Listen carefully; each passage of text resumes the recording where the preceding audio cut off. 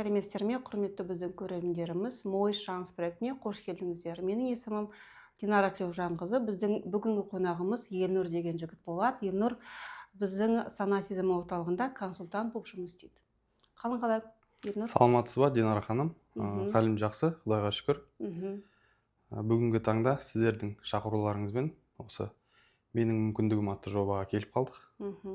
Енді өзімнің басымнан өткен жалпы өмір баянымен бөлісуге дайынмын деп есептеймін. Рахмет.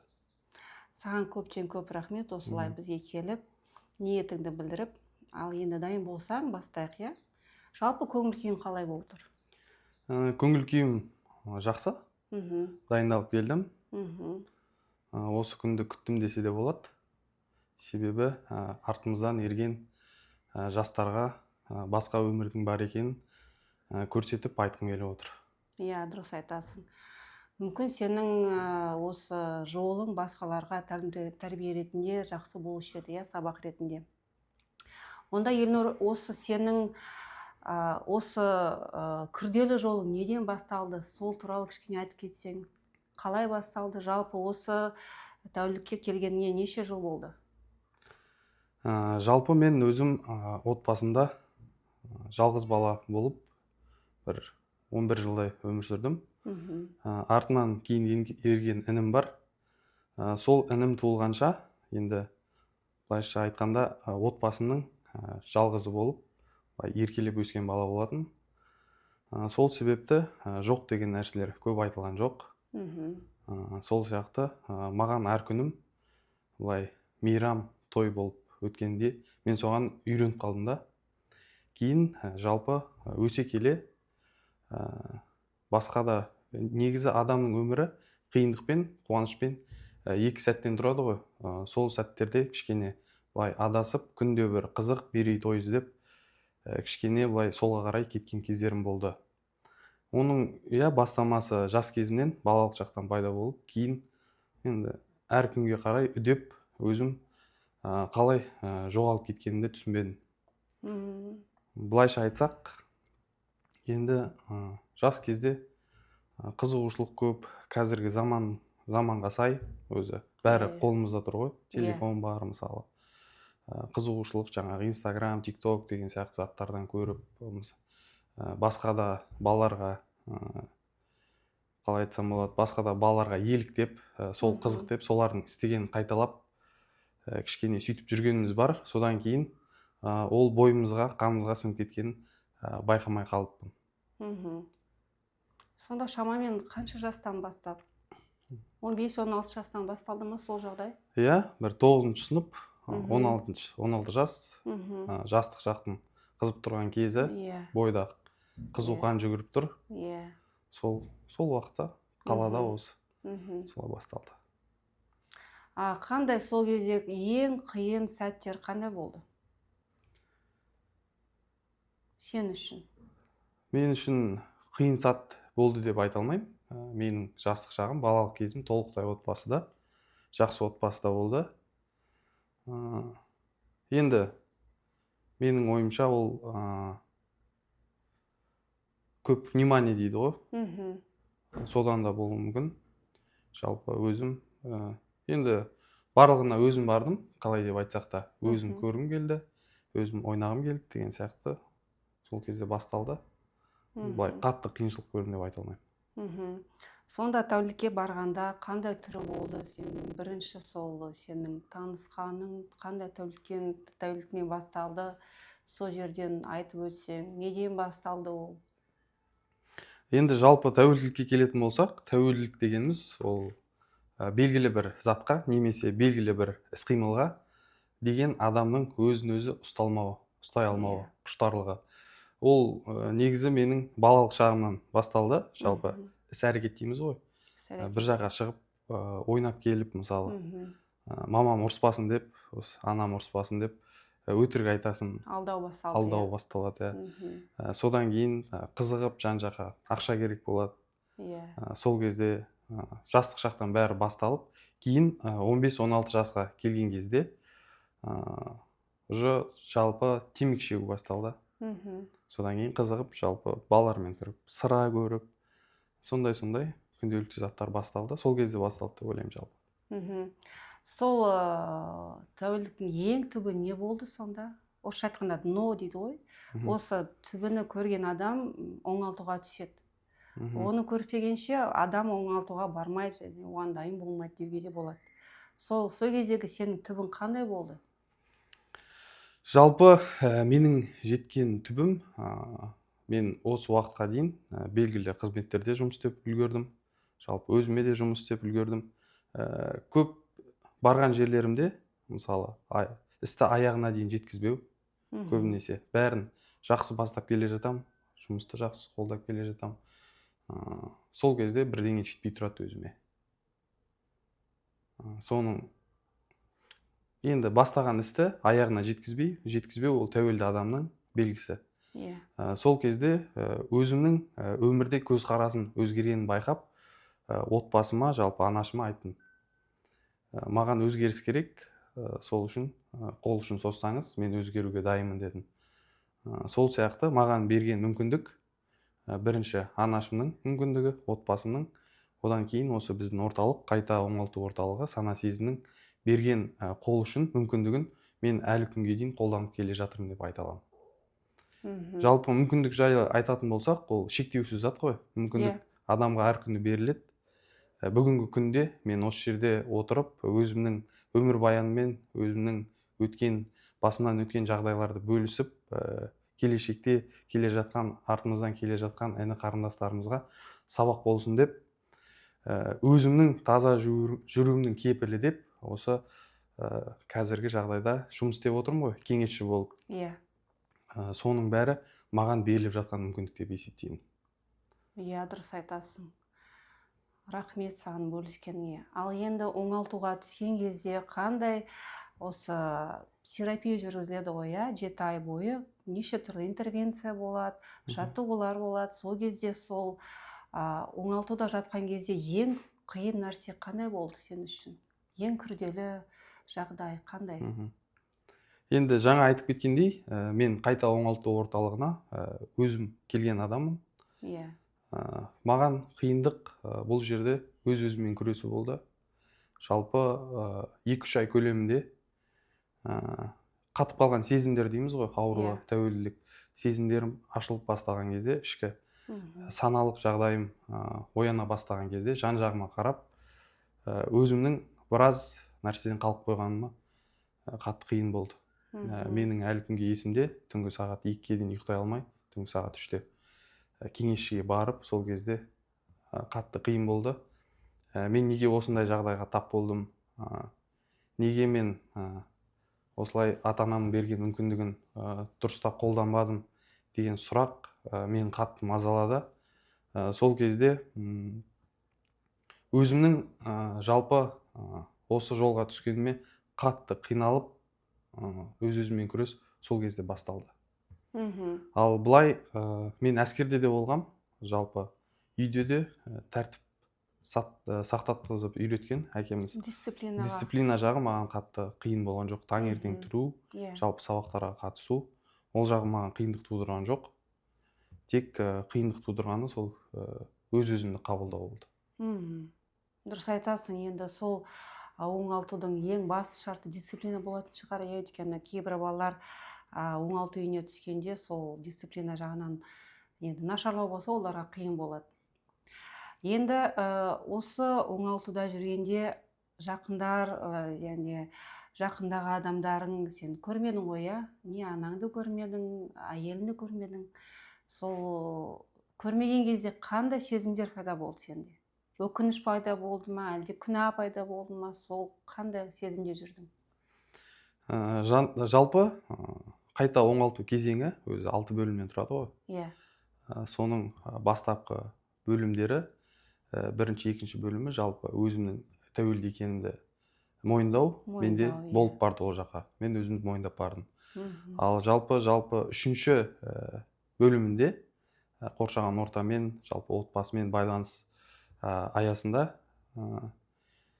бастапқы 2 айда өзімді кінәлі сезіндім, іштей болды. Одан кейін жалпы мыңда бір алғыс айтқым келеді менің отбасыма, жалпы анашыма, әкеме, келіншегіме мені қолдады.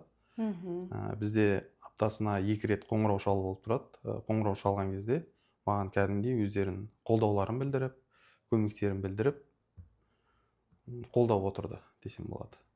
Соның арқасында да таза жүруімнің кепілі сол отбасымның арқасы деп ойлаймын.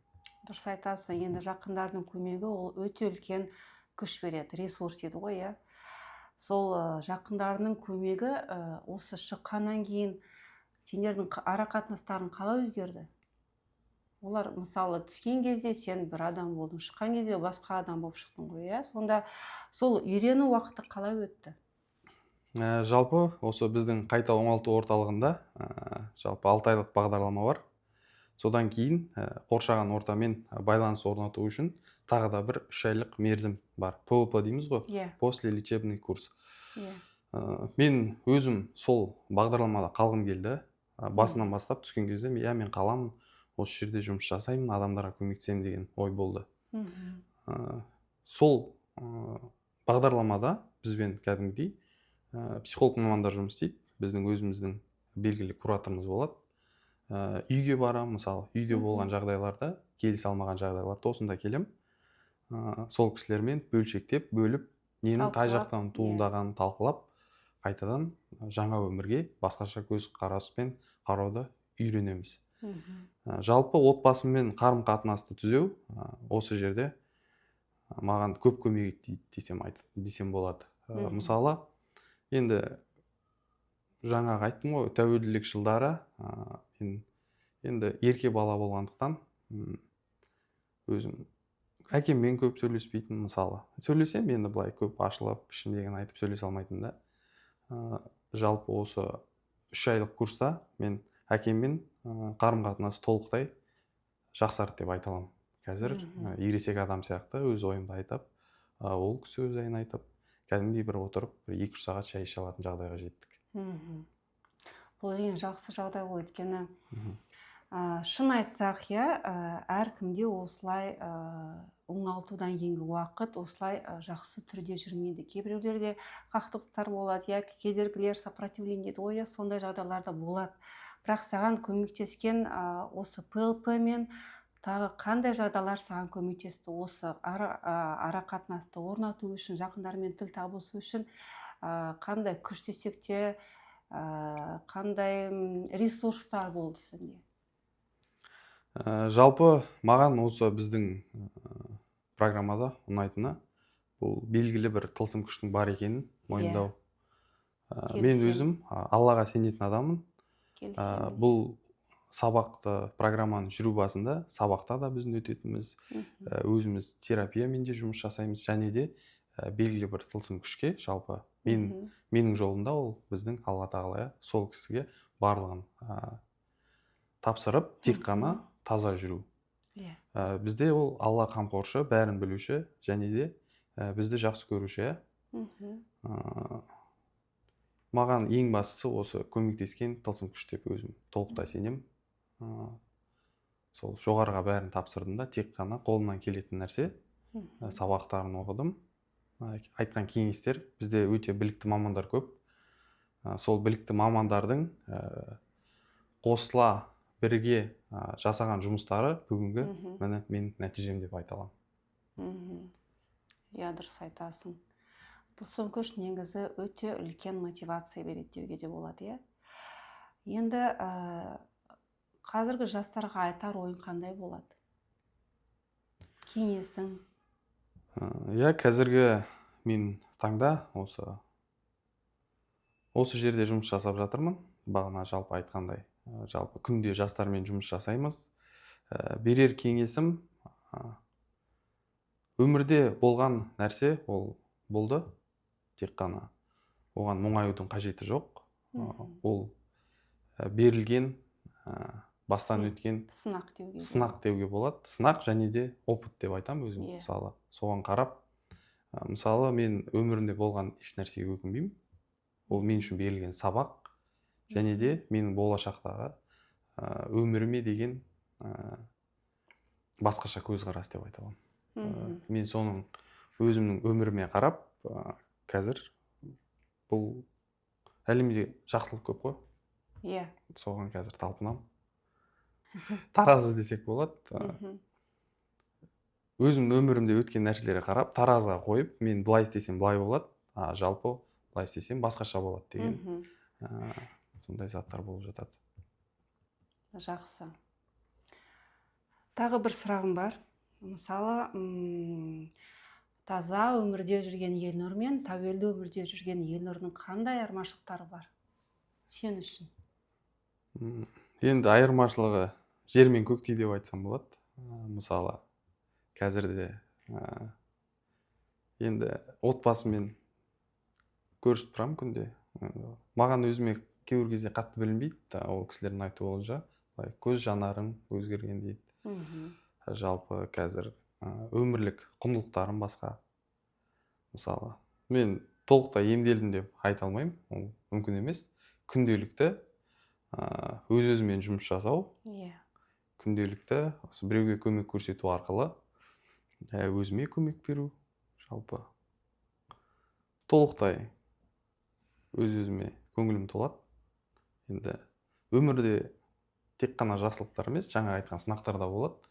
Ең бастысы менің қазіргі міндетім осы орталықтың үйреткені, өмірде келген әрбір нәрсені, әрбір оқиғаны бар қалпымен қабылдап, сол жерді өз-өзіңмен жеңіп шығу. Дұрыс айтасың. Үміт қой, иә. Үміт. Күнделікті үміт, күнделікті жұмыс. Күнделікті үміт, күнделікті жұмыс. Иә. Елнұр, қалай ойлайсың, қазіргі жастар неге тәуелділікке баратын болды? Қандай нәрселер сол осы біздің жастарымызды итермелейді сол жаман нәрсеге? Қалай деп ойлайсың? Жалпы тәуелділікті әлсіздік деп айтуға болмайды. Ол мысалы былай түсіндіретін болсақ, біздің ата-бабаларымыз бұрын елді жаулаған. Оларда жалпы тестостерон дейміз ғой, күштері көп болған. Олар өздерінің жаман қылықтарын, болды мен ертең қоям деп, сила воли дейді ғой, сол сияқты қойып кеткен болатын. Ал қазіргі заманға енді жастардың кінәсі жоқ. Заманда қазір айтып жатыр ғой, жалпы көз бояушылық көп, телефон көп, мысалы есірткінің түр-түрін сатып жатыр. Қазіргі бәрі де қолжетімді. Бәрі де қолжетімді, иә, дұрыс айтасыз. Қазіргі жастарда жалпы жаңағы ертең қойып кетем деген күш аз. Ол жастардың кінәсі емес. Ол заман талабына сай сондай әлсіздік болып жатыр. Сондықтан осындай қайта оңалту орталықтарының жұмысы бұл үлкен сауап деп айта аламын. Бізде жатқан балалардың жабық мекемеден келген балалар бар. Мысалы, ол жерден түзеліп келмеген балалар осы орталыққа келіп, түзеліп, көзқарасын өзгертіп, кәдімгідей отбасы құрып, өздерінің тірліктерін алға домалатып, үлкен өзгерістер көрсетіп жатыр. Жалпы жаңағыда айтқандай, бұл қазіргі жастардың әлсіздігі емес, заман талабына келіп жеткен өзгерістер. Сондықтан, егер жастарға көмек керек болса, осындай орталықтарға жалпы көмекке жүгіну қажет. Әр адамның қолынан келе бермейді өзгеріп, осы тәуелділікті жеңу деген. Бұл мен осы жерден жалпы қайта оңалту орталығынан үйренген нәрсем. Қиын кез келді ма, біреуден көмек қолын сұрау, ол жаман нәрсе емес, әлсіздік емес. Тек қана ол көмек керек па, сұрай білу керек. Ал егер қолымнан келіп жатса, мысалы, маған көмек керек болды, мен қол ұшын создым, маған көмектесті. Енді маған бойыма дарыған осы жердегі оқуды, сабақтарда үйренген білімімді басқаларға үйретуге менің алда жоспарым бар. Рахмет саған. Рахмет. Енді тағы бір соңғы сұрағым бар. Осы қиын жолда жүрген ата-аналарға не айтарсың? Ортақ тәуелді дейді ғой, иә? Осы тәуелді адамдардың жақындары, әйелдері, ағалары, қарындастары, әкелері, аналары, сол адамдарға не айтасың? Жалпы ол адамдарға қиын екені бәрімізге мәлім. Өте қиын жол. Құдай сақтасын, әрине қасымыздағы жақынымыздың адасқанынан. Ол кісілерге айтарым тек қана күш қуат қайрат жігер және де көп уақыт созбай осындай мекемелерге алып келіп жақындарын қарату керек. Бұл жалпы бағана айтқанымдай әлсіздік емес. Негізі айтады ғой, тәуелді адамның күш қуаты өте көп. Ол жалпы басқа жолға құртқан энергиясын егер өзіне жарататын болса, жақсы істерге, ол үлкен жетістіктерге жетеді. Иә. Мен оған толықтай көзім жетеді. Иә, келісемін. Рахмет, сенің жолың тура үлгіде болып тұр біз бәрімізге. Осы біздің жастарымызға үлгі ретінде сенің жолың жақсы, сондай нұсқа ретінде деуге де болады. Саған көп рахмет. Саған осы болашақта тек қана жақсылық тілейміз, тазалық тілейміз. Деніңе саулық, отбасыңа амандық тілейміз. Көп рахмет саған. Сіздерге де көп рахмет шақырғандарыңызға. Иә. Болашақта әлі бірталай адамға көмектесеміз деген ойдамын. Рахмет, соған үміттенеміз. Рахмет. Ал сіздермен келесі көріскенше.